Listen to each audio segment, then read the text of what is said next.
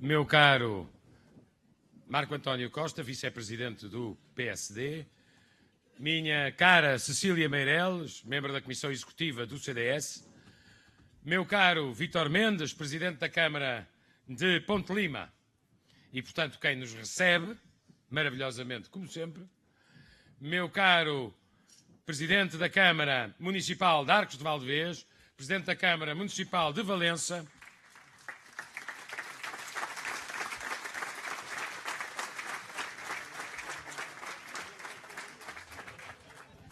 eu acho que as palmas são dos arcos.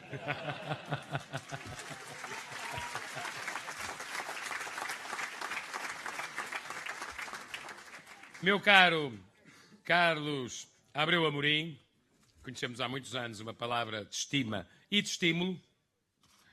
Meu caro Abel Batista, conhecemos-nos também há muitos anos, uma palavra de muita confiança e de muita amizade. Meus caros presidentes de junta, de freguesia, minhas amigas e meus amigos. Como sabem, o Primeiro-Ministro, precisamente na função de Primeiro-Ministro, teve de partir para o Conselho Europeu, onde se espera que a União Europeia dê melhor imagem de si própria na resposta àquela que porventura é a maior tragédia humanitária que nos foi dado observar e ver na Europa, seguramente, desde a Segunda Grande Guerra. E, como o Primeiro-Ministro aqui vos disse, este êxodo, que foi em primeiro lugar, se estão lembrados, denunciado como voz tribunícia de uma verdade que estava a acontecer e poucos queriam ver, pelo Papa Bergoglio. Esta é uma crise humanitária de urgência. E a resposta a pessoas que fogem da guerra e a quem tudo foi tirado é uma resposta com urgência. Não é tempo para hesitar. Outra coisa diferente são questões de migrações do ponto de vista económico. Nós temos que tratar urgentemente dos refugiados de guerra, porque é essa a tradição portuguesa e é essa a dimensão valorativa da Europa. Se a Europa não tiver valores, de que é que vale? Dito isto, minhas amigas e meus amigos, queria começar por vos dizer que me compete, portanto, neste dia, fazer o fecho dos discursos em nome da coligação. Logo me havia de calhar isto em Ponte Lima. E queria, antes de tudo mais, salientar esse facto. Como sabem, no Alto Minho, os dois partidos que compõem esta coligação são altamente competitivos. Em circunstâncias normais, disputam voto a voto. Têm, porém, uma tradição de compromisso. Quando o interesse nacional justifica, sabem colocar acima de tudo o interesse de Portugal. E é por isso que numa terra tão maravilhosa como Ponte Lima, vila das mais antigas, que nunca quis ser cidade, porque a identidade está em ser vila das mais antigas e não cidade como outras, é possível PSD e CDS, que têm tanta força nestas terras, estarem aqui juntos por uma única razão, chama-se Portugal. E Portugal merece tudo.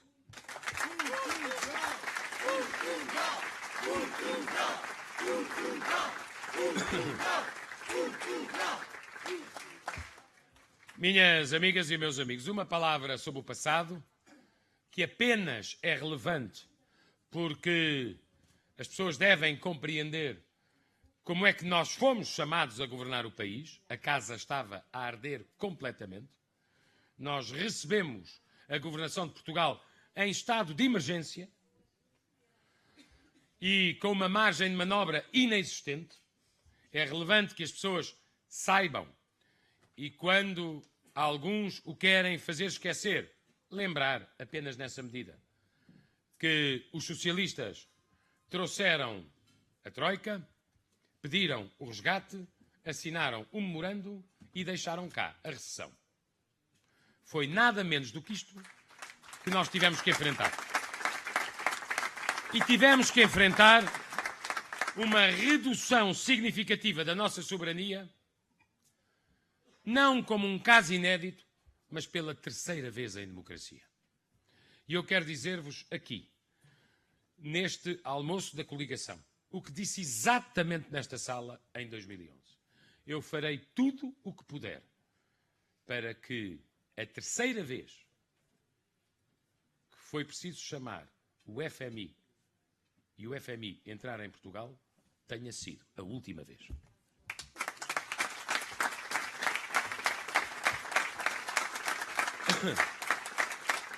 É, aliás, por isso que, à medida que nos aproximamos da data do ato eleitoral, é preciso dar aos que ainda não decidiram o seu voto argumentos relevantes para escolherem pela coligação, porque manifestamente a coligação apresenta um projeto mais credível, mais confiável e com mais futuro. E um desses argumentos tem a ver com a origem da crise em 2011. Como sabem, os socialistas aumentaram a dívida pública de 60% do PIB para 110% do PIB no espaço de 5 anos. E nós tivemos que aplicar o memorando que eles subscreveram com o Sindicato de Credores e fazê-lo de modo a ir reduzindo o déficit também para controlar a dívida. A pergunta interessante em relação às eleições de 4 de outubro é esta. Qual dos dois projetos, o da coligação ou o dos socialistas, é mais prudente, é mais rigoroso, é mais confiável em matéria de dívida pública? A resposta é simples. A coligação prevê a redução da dívida pública para 107% do PIB.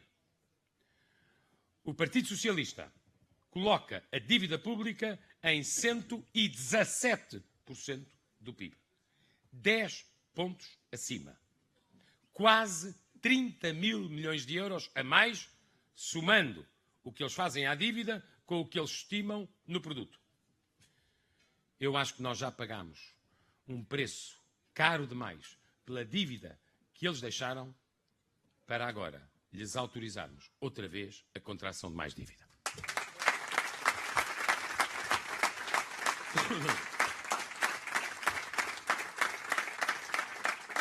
Nunca se esqueçam, sobretudo os mais novos.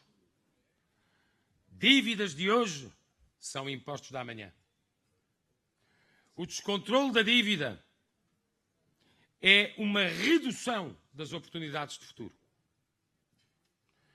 A dívida é o que alguns gastam e não deviam para, no presente, ganhar eleições, sacrificando as próximas gerações, o longo prazo e o futuro. E é isso que não é aceitável. Esse género de política, a política dos que preferiam endividar-nos para ganhar eleições, sacrificando as próximas gerações, tem de terminar. Até por uma razão de justiça. É que as novas gerações que pagam a dívida nunca foram chamadas a votá-la ou a autorizá-la.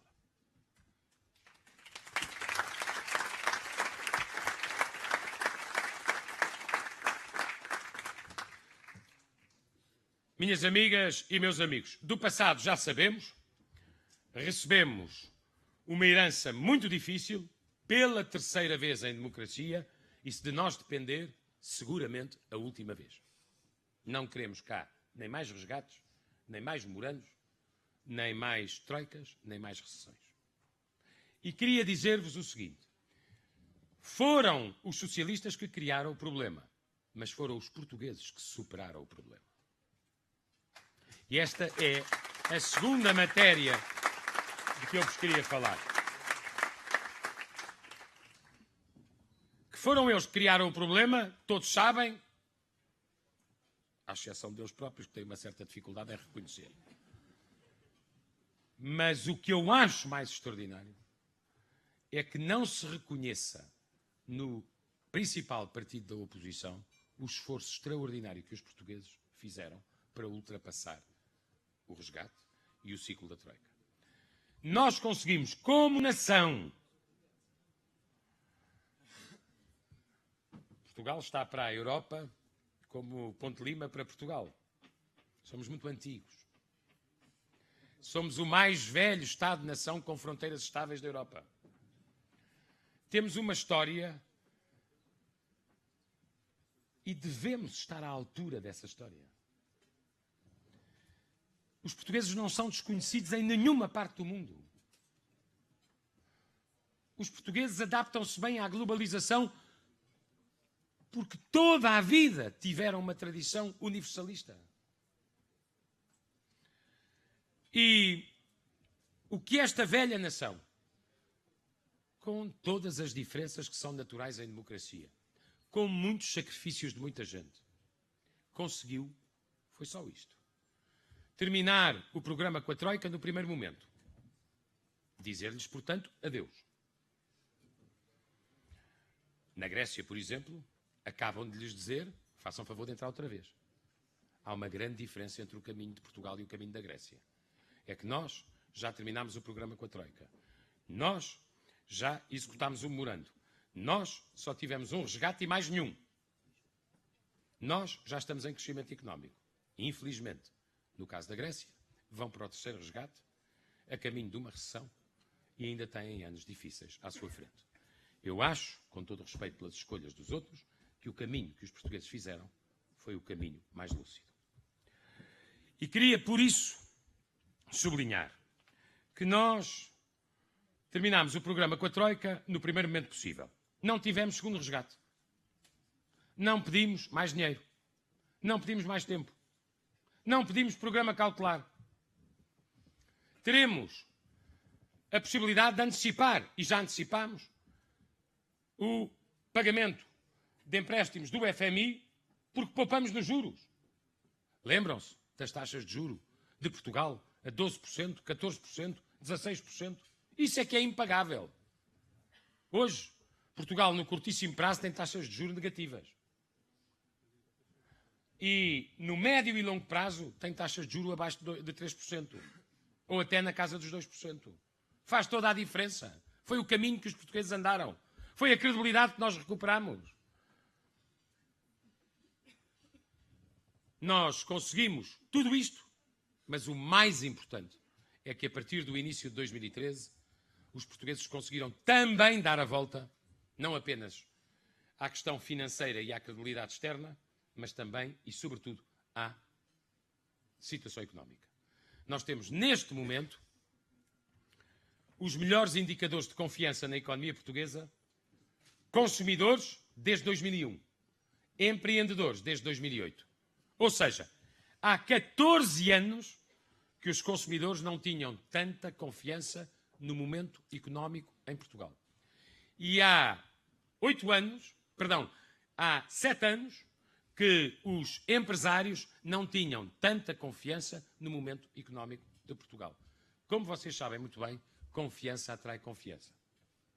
E a desconfiança é devastadora para as economias. A confiança demora muitos anos a construir, mas pode ser destruída num dia. E isso é outra coisa que nós devemos dizer aos eleitores. Eles não precisam de concordar com tudo o que fizemos. Eles não precisam de concordar com tudo o que propomos. É preciso fazer, como muitas vezes na vida, um balanço, prós e contras, das opções principais.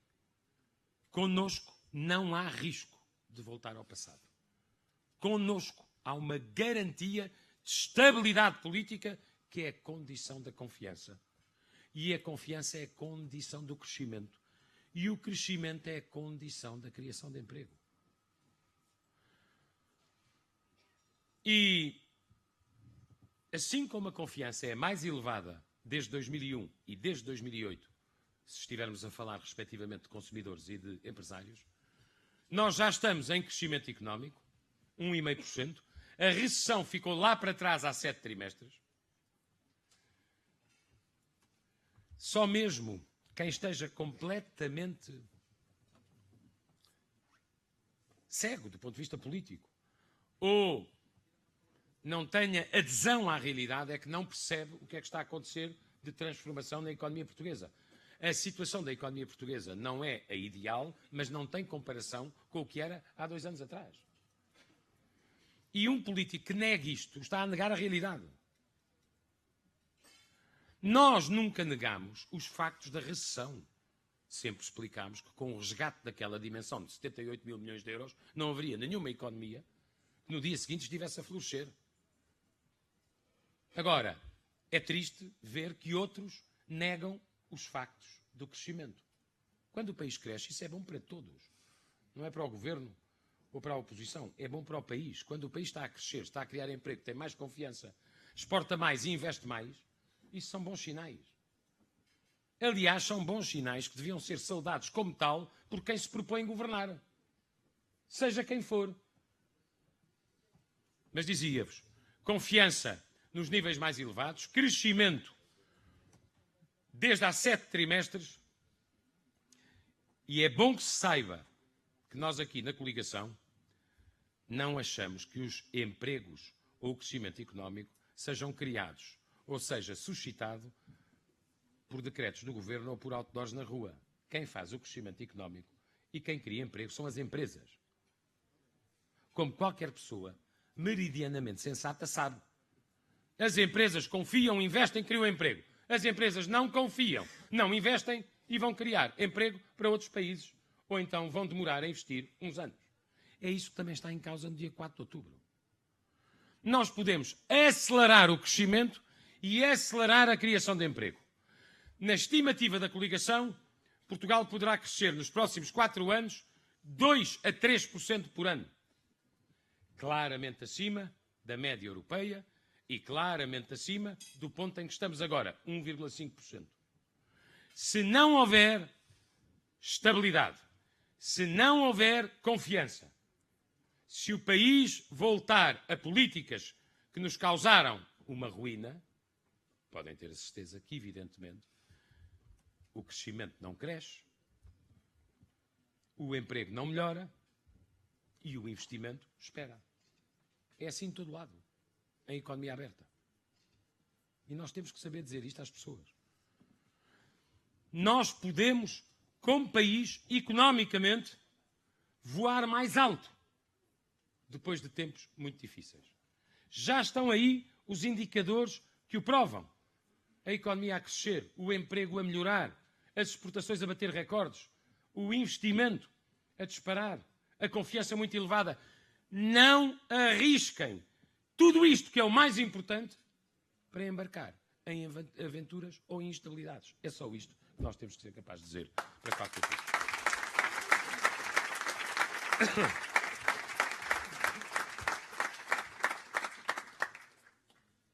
Gostava também de vos dizer que os próximos 4 anos, se houver confiança, se houver estabilidade, são anos de recuperação de rendimentos. A recuperação de rendimentos é possível se nós soubermos conciliar 2 políticas que o Partido Socialista gosta de apresentar como antagónicas, mas curiosamente são a condição uma da outra. Com uma mão, a vontade política de recuperar os rendimentos dos funcionários públicos, de garantir a integridade das reformas e das pensões aos idosos, de moderar os impostos tanto sobre o trabalho como sobre as empresas. Com a outra mão, manter a prudência orçamental para poder fazer tudo isto. Nós garantimos o equilíbrio entre recuperar rendimentos e poder fazê-lo porque passa em Bruxelas. Porque não nos devolvem as contas. Porque temos o déficit abaixo de 3%. É por isso que podemos baixar o IRS. É por isso que podemos continuar a descida do IRC. É por isso que podemos recuperar, ano após ano, os salários da função pública. É por isso que podemos garantir aos aposentados a integridade das suas pensões de reforma. Quem põe o déficit acima de 3%, bem pode prometer, mas não pode fazer. Nós vivemos no euro. Há regras europeias. Há controlos orçamentais precoces e depois da execução. E, portanto, não há, neste momento, não há nesta matéria hesitações ou equívocos que possam prevalecer. Recuperação de rendimentos e uma aposta forte nas políticas sociais. Fizemo-lo quando era mais difícil e mais necessário. Agora que tanto se discute a questão das pensões mínimas e das pensões sociais, há duas coisas que eu gostava de lembrar hoje aqui. Quando se discute porque é que o Partido Socialista quer cortar nas pensões sociais, é bom lembrar que foi com este governo que essas pensões passaram os 200 euros, de tão magras que são. Porque no tempo dos socialistas estavam congeladas. E agora que se discute porque é que o Partido Socialista quer cortar nas pensões mínimas, é bom lembrar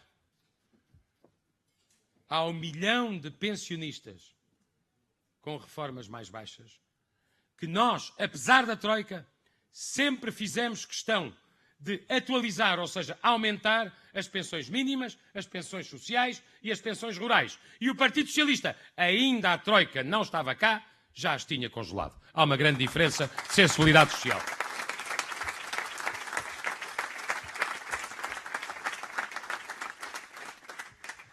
Minhas amigas e meus amigos, não se esqueçam de um ponto fulcral. Um Estado com boas contas tem margem de manobra para ser eficaz e generoso na política social. Um Estado falido não tem dinheiro para melhorar as políticas sociais. E, portanto, a maior ameaça sobre o Estado Social é o Estado falido. O melhor serviço que se pode fazer ao Estado Social é livrar Portugal da falência do Estado.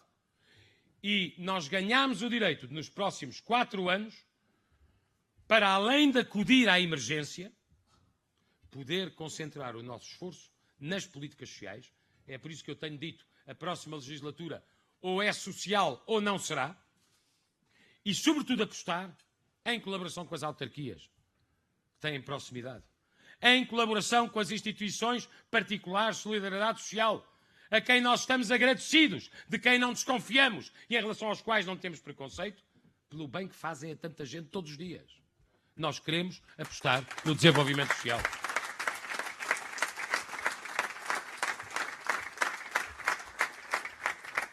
A responsabilidade da política social é do Estado, mas o Estado não é o único obreiro no terreno da política social. Essa é que é a diferença.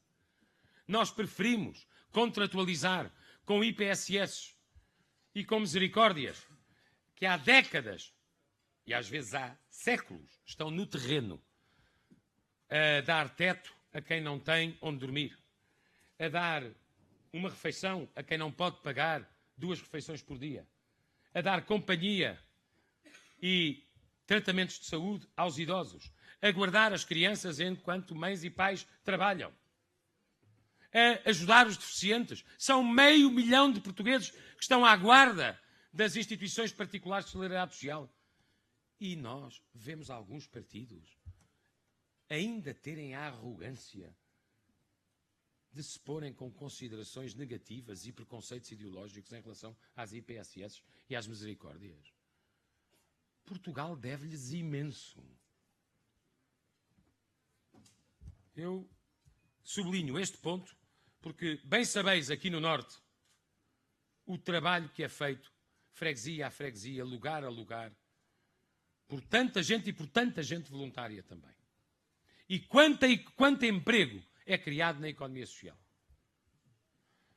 Minhas amigas e meus amigos, falei-vos do passado, falei-vos do presente, falei-vos do futuro.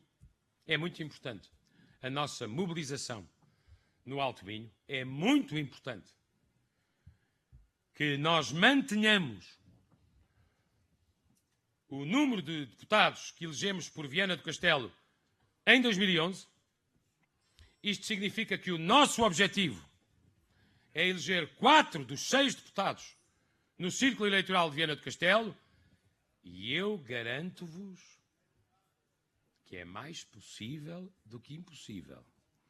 E que aqueles que julgavam que nós não conseguiríamos podem estar à beira de se enganar.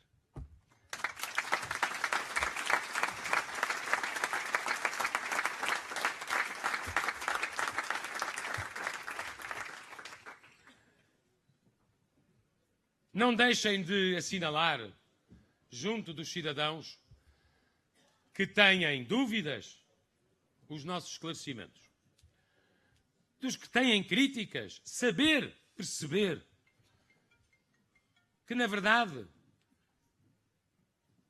o tempo da recessão foi tão duro que as pessoas, sabendo que não é da nossa responsabilidade, em todo o caso, ainda há feridas. E são feridas que nós temos que saber sarar. Integrando e incluindo todas elas e todos eles, os que têm dúvidas e têm reservas, nesta campanha, por 4 anos que serão evidentemente melhores, precisamente porque Portugal conseguiu livrar-se do pesadelo que os socialistas cá deixaram. Eu terminaria com uma palavra especial a uma pessoa com quem trabalho todos os dias no âmbito da diplomacia económica, o Luís Campos Ferreira, vosso conterrâneo, não exatamente de Ponte Lima, mas aqui perto.